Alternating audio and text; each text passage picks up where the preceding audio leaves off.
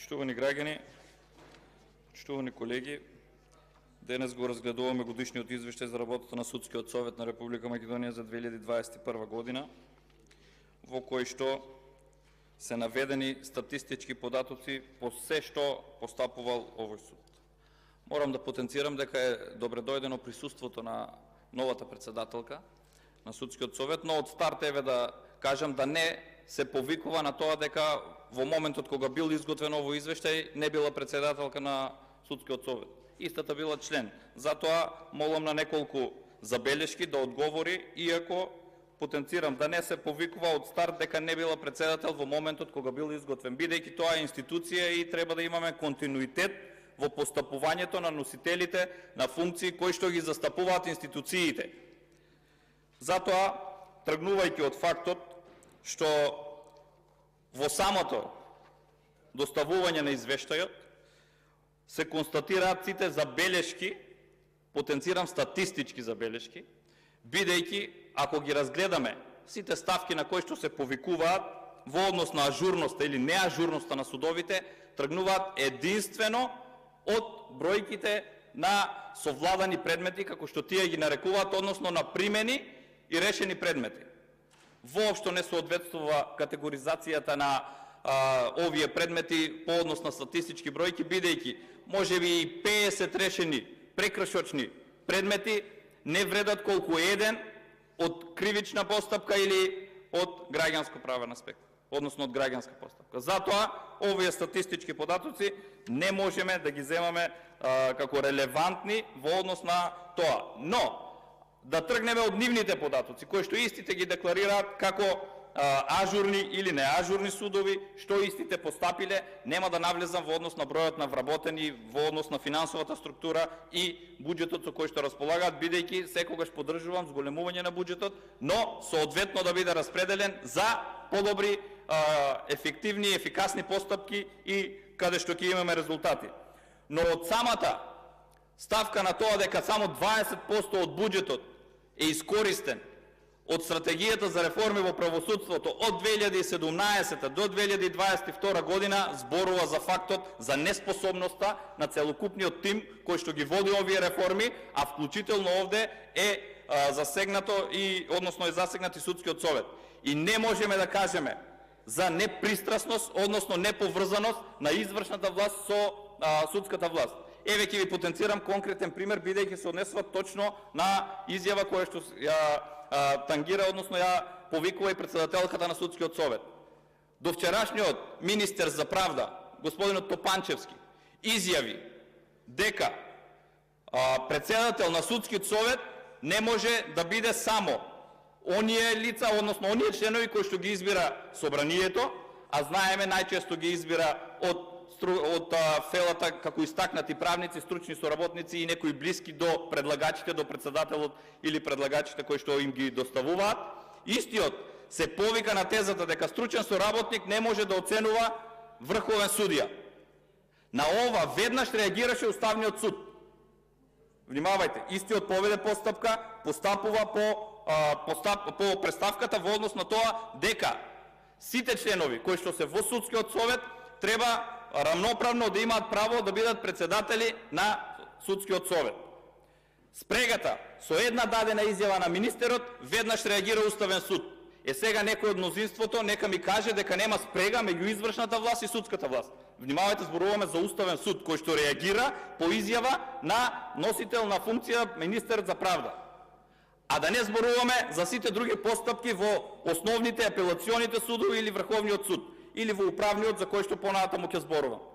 Спрегата е јасна, извршната власт е таа која што ги контролира и законодавната и судската власт. Многу јасно и децидно пластично објаснети. Од извештајот, каде што гледаме, во 2021 година 19 судови биле неажурни од 34. Внимавајте, повеќе од 50, односно околу 60 до 70% од судовите биле неажурни. Катастрофални податоци, за кои што истите само се гордеат дека прават реформи, а всушност нема ништо. Дополнително на ова, кога се повикуваме на Врховниот суд како една инстанца која што постапува и по воредните правни лекови, односно како крајна инстанца во државата која што ги заштитува правата на граѓаните.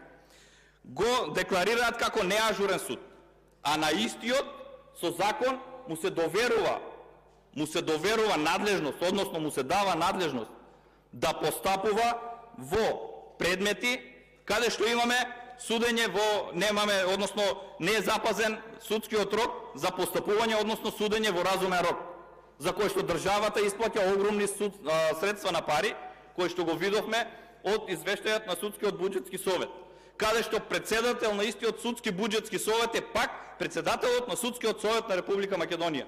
Видете која хипокризија имаме овде. Председател на Судски совет, председател на Судски буџетски совет. Врховен суд неажурен, постапува во случаи за несудење во разумен рок, исплата на штета на буџетот на Република Македонија. Со сето ова кое што е наведено, каде што ви потенцира, Висшиот управен суд го декларираат како ажурен суд, каде што имаме илјадници предмети годишно. Управниот суд неажурен суд. Па нормално дека Висшиот управен суд ќе биде неажурен, а управниот ќе биде ажурен кога во управниот суд најдоа 5000 предмети во фиока кои што не се процесуирани до Висшиот управен суд. Зада на ова мое прашање, предходната ваша колешка, односно председателката на Судскиот совет, се произнесе дека не биле 5000, туку биле 1540 предмети кои што биле најдени во фиока. Побарав од тогаш, помина една година, немаме никакви извештаи. Од вас побарувам да ми кажете колку од овие со тоа што биле ставени во фиока застареле, дали релативно или апсолутно, од кои области во државните управи биле овие предмети и дали станува збор, како што имаше во јавноста информации, дека таму се најчесто предмети од концесии, од царински управи, од предмети од јавни набавки, односно онаму каде што имаме голем одлив на буџетски средства. За ова немаме никаква разрешница и немаме никакви резултати.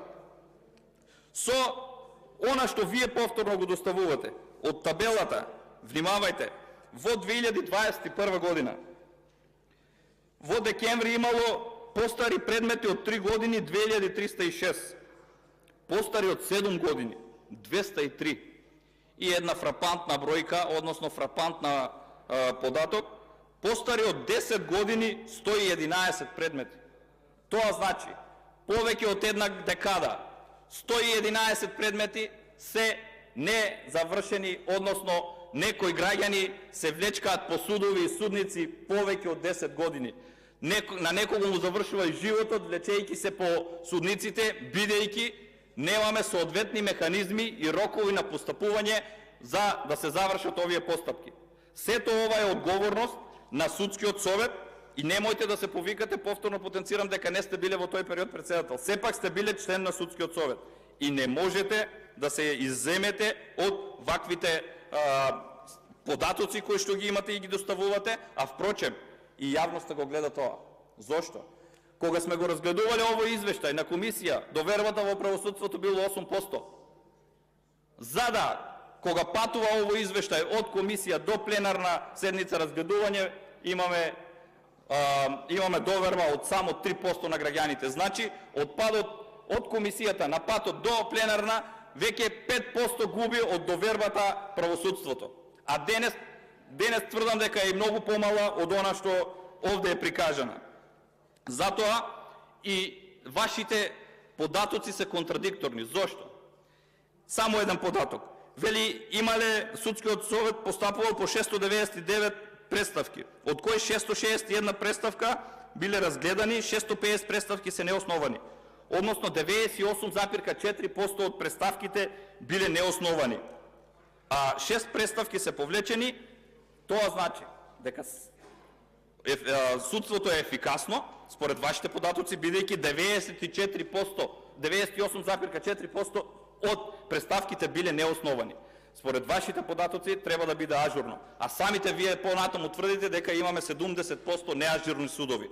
Сето ова е фарса на која што се повикувате и сето ова е заткриување зад реалната состојба. Но граѓаните го гледаат тоа и сите меѓународни релевантни фактори го знаат.